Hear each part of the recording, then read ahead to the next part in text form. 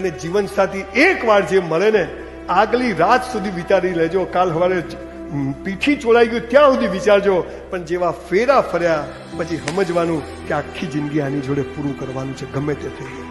આ સંસ્કાર સાથે જીવજો. ગમે તેવી મોટી પોસ્ટ હોય, તમે ડોક્ટર હો, પાયલોટ હોય, એન્જિનિયર હોય, બૈરું ગરીબ હોય, સાહેબ વિચાર કરો, હું જયારે વેઇટરની નોકરી કરતો હતો ને, મારી વાઈફના બાપ પાસે ફિયાટ કાર હતી, મારી પાસે સાયકલ ન હોય ને સાયકલ પર લઈને ફરવા જતો.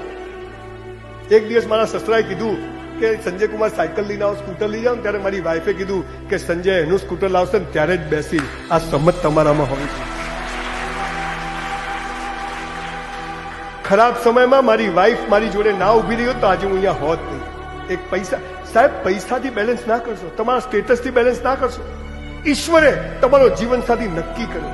આજે જે માણસ રોડ ઉપર છે કાલે કરોડપતિ થઈ શકે છે. આજે જે કરોડપતિ જોઈને તમે જશો એ કાલ રોડ ઉપર